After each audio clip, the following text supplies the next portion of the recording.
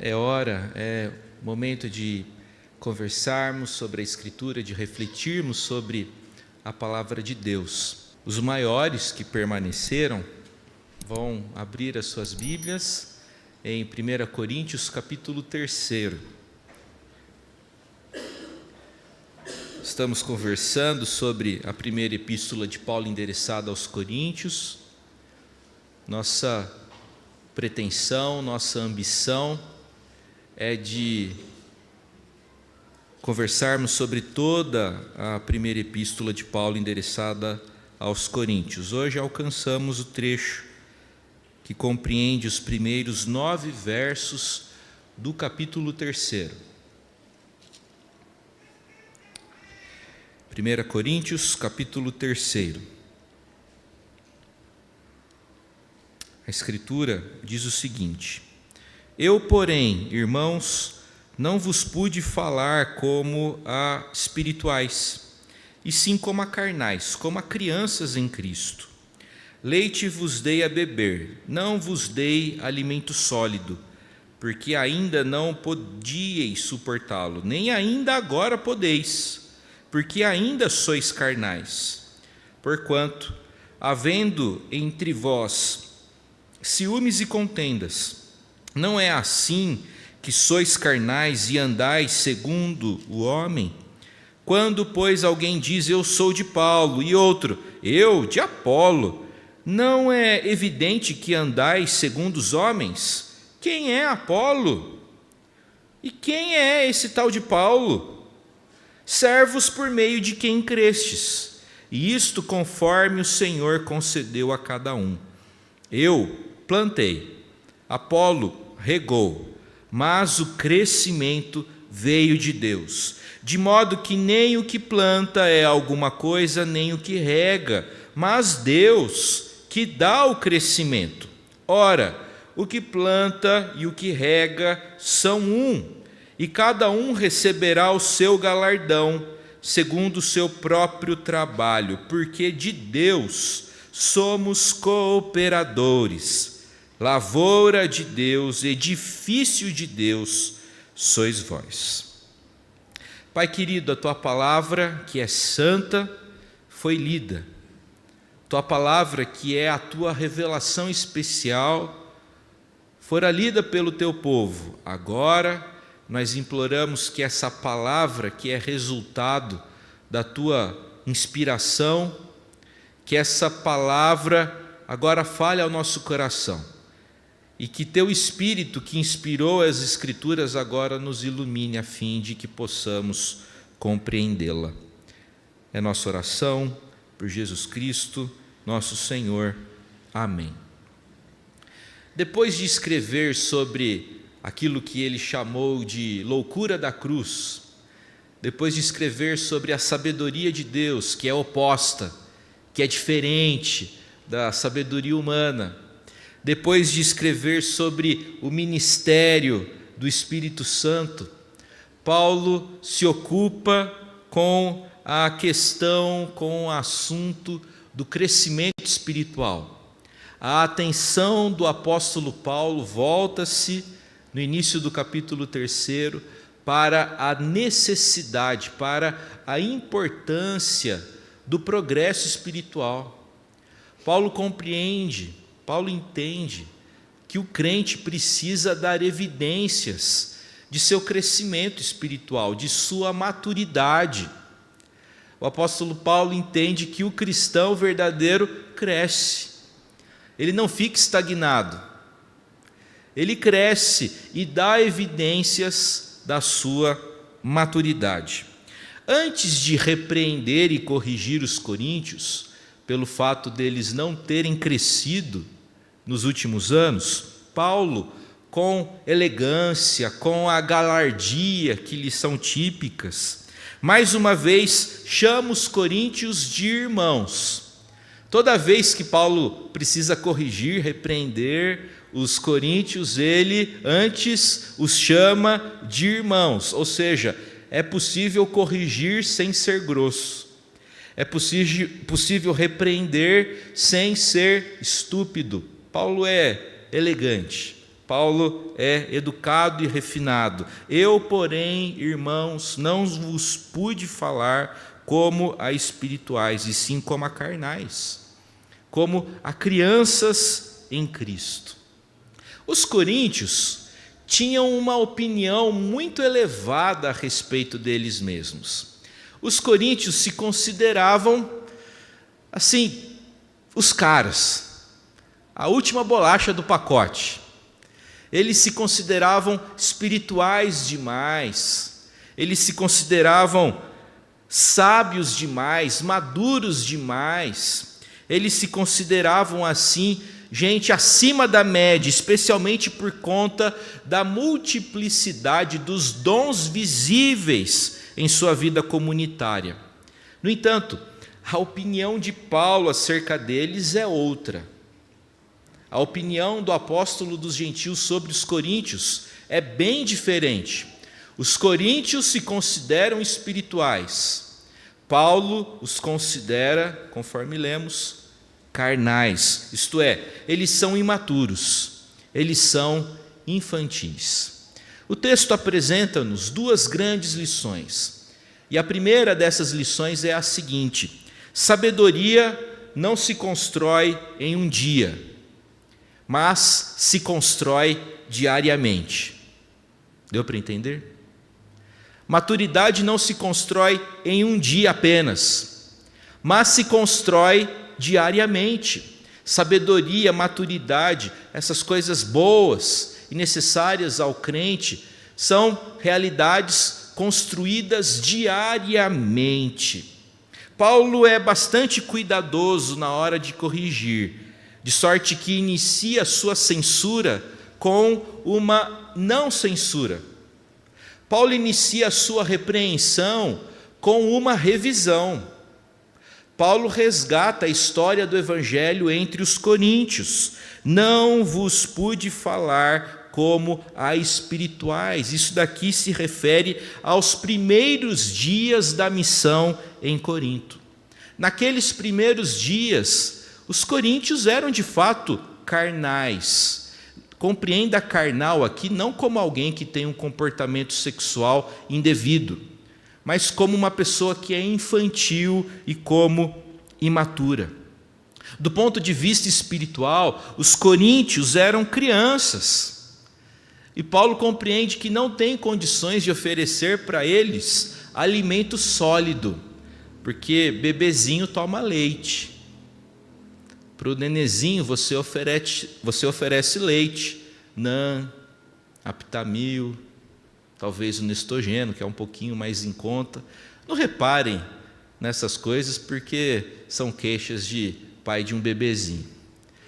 Para bebezinho a gente não dá comida sólida, a gente oferece leite.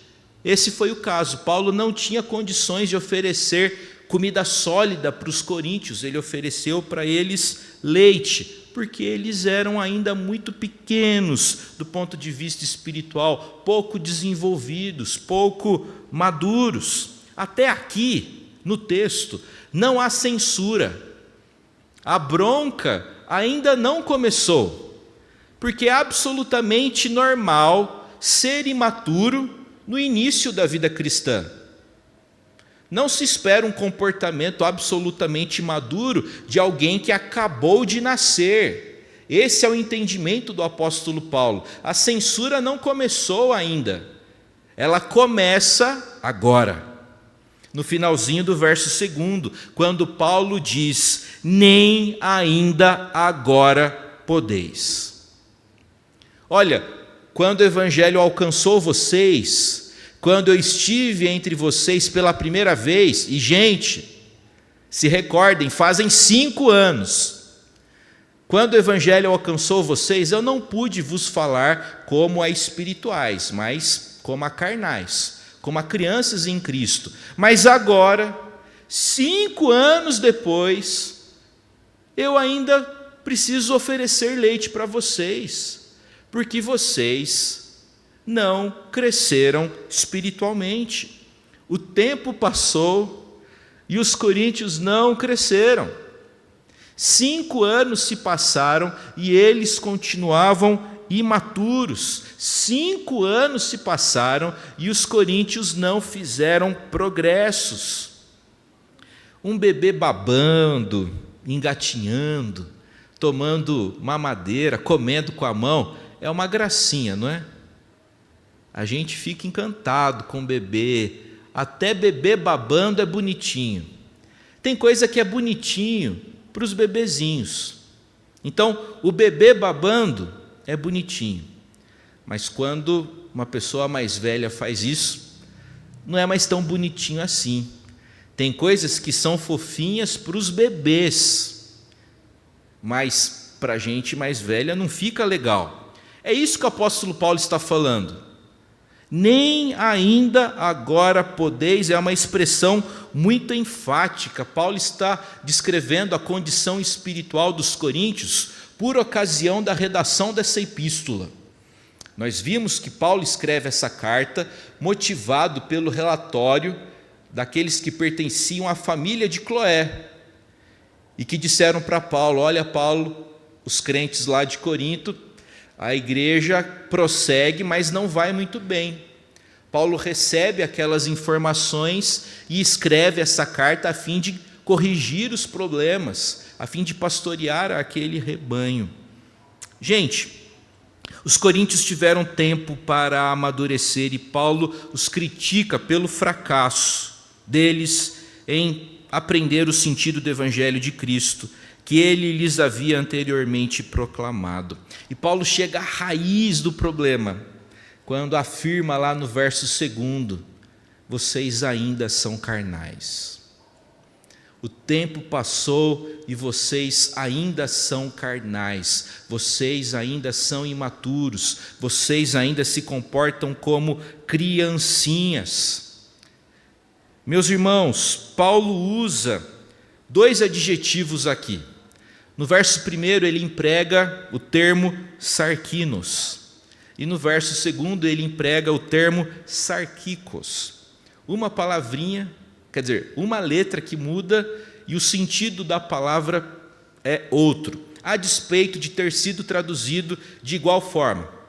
Na nossa versão, tanto sarkinos como sarkikos foram traduzidos por carnais, mas o sentido é diferente. Enquanto o termo sarkinos comunica essência ou substância, o termo sarkikos descreve a aparência e característica. O primeiro termo descreve uma substância imutável, o segundo, uma característica que pode sim ser alterada. Enfim, simplificando, Paulo está dizendo para os coríntios o seguinte: gente, tem coisa que pode e deve mudar. 5 anos se passaram, dava para ter feito progresso. Eu esperava que vocês estivessem mais maduros. A evidência da imaturidade dos coríntios aparece nos versos 3 e 4. Havendo entre vós ciúmes e contendas, não é assim que sois carnais e andais segundo o homem? Quando alguém diz eu sou de Paulo e outro de Apolo, não é evidente que andais segundo os homens? Os ciúmes eram frequentes na igreja de Corinto. Eles viviam desconfiados uns dos outros e viviam ainda invejando os dons alheios. E os coríntios tinham preferência por aqueles dons visíveis, por aqueles dons que repercutem na comunidade. Ademais, havia naquela comunidade pouco amor e muita competitividade. Aliás, a competição era um elemento comum em Corinto. Os discípulos dos sábios e dos retóricos da época dedicavam tempo para ridicularizar mestres rivais, de modo que os coríntios, os crentes coríntios, simpatizando com Paulo, ou com Apolo, ou com Cefas, estão, na verdade, reproduzindo na igreja, estão reproduzindo dentro da comunidade de fé o comportamento da sociedade desigual que havia em Corinto. O ponto aqui é o seguinte: os crentes coríntios não são diferentes dos pagãos coríntios. O grande problema é esse. O crente que não parece crente. O crente que faz a mesma coisa que o descrente. O crente que não tem valores diferentes. Esse é o grande ponto, essa é a grande tragédia. Essa é a grande dificuldade daquela comunidade. Os crentes coríntios fazem o que os demais coríntios costumam fazer. Não havia diferença no comportamento dos crentes coríntios dos demais habitantes da cidade. E Paulo não diz que os crentes coríntios não têm o Espírito Santo. Eles têm, sim, senhor. E é aí que está o problema, porque tendo o Espírito, eles se comportam como se não tivessem o Espírito. Gente, o crente precisa ser diferente do descrente. O poder do Evangelho está na diferença dos crentes. A igreja é mais poderosa ao ser diferente do mundo e não ao se acomodar a ele.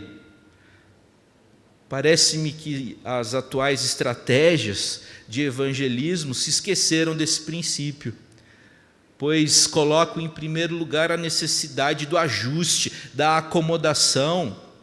Não que isso seja errado, mas não é aí que está o poder, porque o poder do Evangelho reside na diferença dos crentes.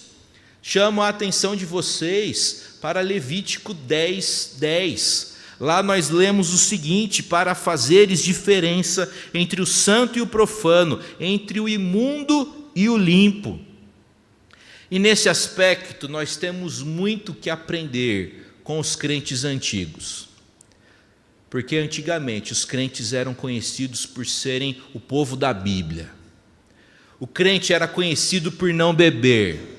O crente era conhecido por não fumar. O crente era conhecido por não jogar. O crente era conhecido por ser bom pagador. O crente era conhecido por dizimar. O crente era conhecido por observar o dia do Senhor. Temos muito que aprender com aqueles que nos antecederam na fé. Infelizmente, muitos crentes atuais fazem o que não devem e deixam de fazer o que deveriam realizar. O que aconteceu com os coríntios pode acontecer com a gente também. Os coríntios achavam que eram uma coisa e eram outra.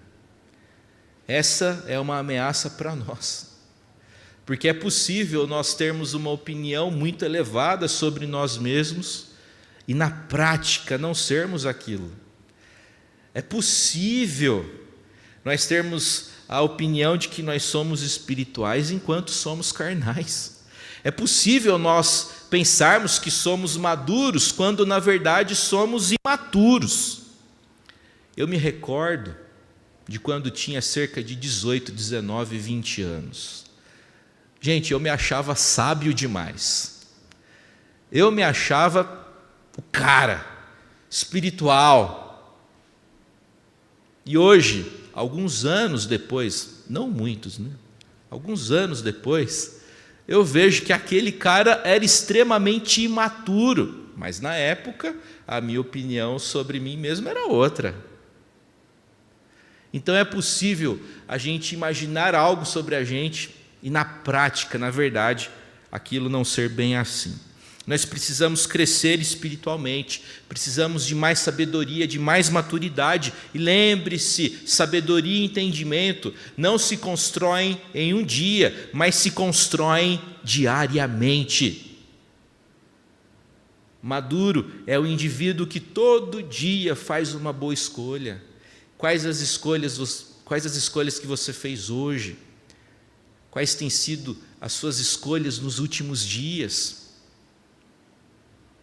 Segunda lição que a gente aprende com esse texto é a lição de que Deus é sempre o protagonista. A missão é de Deus, a igreja é de Deus, a glória é para Ele. Deus é sempre o protagonista. Paulo, Apolo, eles são cooperadores, como Paulo declara no verso 9. No texto grego, o verso 5 diz claramente o seguinte: que é Apolo? Que é Paulo? Paulo faz a pergunta de uma maneira desdenhosa. Paulo não escreve quem é Apolo, quem é Paulo. Ou seja, o apóstolo Paulo imediatamente esvazia a controvérsia sobre o culto à personalidade. E Paulo oferece uma resposta à pergunta que faz: que é Paulo? Quem é Apolo? Verso 5: são servos. Servos, por meio de quem crestes, e isto conforme o Senhor concedeu a cada um. Paulo e Apolo são servos. E a palavra grega para servo, diácono. Meus irmãos, na Escritura, nós não encontramos o conceito de liderança. Na Escritura, nós encontramos a ideia de serviço. Uma das maiores falhas da igreja em Corinto era o seu conceito distorcido de liderança. Os cristãos coríntios eram muito propensos a exaltar certos indivíduos e jogar um contra o outro e comparar este com aquele. Careciam de um ensinamento correto sobre liderança cristã. Na verdade, usar a palavra liderança é fazer-se de desentendido, porque ela não ocorre em Coríntios. Porque o líder cristão é o servo. O líder não é aquele que manda em outros, mas aquele que serve. Jesus Cristo é apresentado para a gente na Escritura não como líder, mas como servo, o servo sofredor de Isaías 53. Aquele que é chamado como filho do homem, que não veio para ser servido, mas para servir e dar a sua vida em resgate por muitos. Marcos capítulo 10, verso 45. Paulo e Apolo não passam de simples instrumentos por meio de quem Deus realiza a sua obra. Para explicar o seu ponto, o apóstolo Paulo recorre a dois exemplos. Paulo recorre a duas metáforas. A primeira vem da roça e a segunda vem da cidade. Paulo fala sobre plantação e depois fala sobre arquitetura. A comunidade cristã é, para Paulo, como uma plantação. Paulo jogou a semente do evangelho em Corinto, depois saiu. Paulo ficou em Corinto por cerca de 18 meses. Depois ele sai de lá, dá continuidade às suas viagens missionárias e, depois da saída de Paulo, passa por Corinto Apolo. Ele não precisa lançar a semente. Qual é a função de Apolo em Corinto? Regar. É por isso que Paulo diz: eu plantei, Apolo regou, cuidou da semente que começou a nascer, mas, gente, o crescimento veio de Deus. E, curiosamente, Paulo emprega aqui o tempo imperfeito. Geralmente, no grego, empregava-se o aoristo, para fazer referência a coisas cotidianas e corriqueiras. Quando o tempo verbal muda, isso sinaliza, isso indica ênfase. É o caso aqui. Paulo está chamando a atenção de seus leitores para a realidade de que o crescimento vem de Deus. Pode lançar semente, pode regar, pode chamar Embrapa, pode chamar tudo. Se Deus não der o crescimento, não vai para frente. É Deus que dá o crescimento. Essa é a ênfase do texto. Antes de avançar, gente, é bom registrarmos que o texto pretende exaltar o Senhor e não diminuir o trabalhador rural. Tá bom? Em nenhum momento o texto está desqualificando o homem da roça. E o Brasil contemporâneo deve cada vez mais ser grato e estimular e encorajar o homem do campo. Já fiz referência ao meu avô materno e faço de novo. Meu avô materno foi lavrador, lá no sul das Minas Gerais. E A minha mãe conta que quando ele veio para Jundiaí pela primeira vez, ele pediu para que ela o levasse à Sica. Quem se lembra da Sica aqui em Jundiaí? Então a minha mãe levou o meu avô para a porta da Sica. E quando ele viu aquela empresa, o homem desatou a chorar. E ele disse para minha mãe o seguinte: essa empresa aí me ajudou a criar vocês. Meu avô plantava batata, plantava ervilha, e ele vendia parte da sua produção para a Sica aqui de Jundiaí. A ironia dessa história tão linda é que eu detesto ervilha. Sabe aquela criança que tira a ervilha da pizza quando ninguém está vendo? Ou que pergunta lá, tem ervilha nessa pizza? Tem ervilha e cebola? Pode tirar. Eu conto isso, gente, porque o texto não quer desqualificar o homem do campo. O texto quer exaltar o Senhor. Quem lança semente é importante. Quem rega é importante, mas não são indispensáveis, porque Deus pode empregar outro instrumento. Indispensável nessa história é o Senhor, que dá o crescimento. Paulo prossegue e expõe que cada um tem a sua própria responsabilidade e que cada um receberá o seu galardão. Esse negócio de galardão é meio complicado de entender biblicamente, viu? O que eu posso assegurar para vocês é que a ideia é de um salário, é de uma recompensa. Como vai ser, a gente não sabe assim detalhes muito profundos não, tá bom? O importante é sermos encontrados fiéis. Meus irmãos, Deus é o protagonista, não é Paulo, não é Apolo, é o Senhor. A igreja de Jesus prossegue, cresce, não é por conta de seus oficiais. O presbiterianismo de Jundiaí está aqui não é por conta do reverendo Antônio Marques da Fonseca, não é por conta do reverendo Wilson da Amaral, embora o Senhor os tenha usado poderosamente. O importante não é o instrumento, o importante é o próprio Deus. É Ele que dá o crescimento e é Ele que prometeu que as portas do inferno não iriam prevalecer contra a sua igreja. Eu quero encerrar essa reflexão compartilhando com vocês o seguinte: geralmente nós não perguntamos para Deus como podemos ser um instrumento útil para encorajar o outro. Geralmente não pensamos em como estimular um ao outro ao amor e às boas obras, como lemos lá em Hebreus capítulo 10, verso 24. Tampouco procuramos consolar, encorajar, admoestar e ensinar um ao outro. A verdade é que ou nós vivemos para servir os outros, ou nós vivemos para que os outros nos sirvam. Ou nós vivemos para servir os outros, ou nós vivemos na expectativa, na ambição de que os outros nos sirvam. Qual tem sido a sua escolha?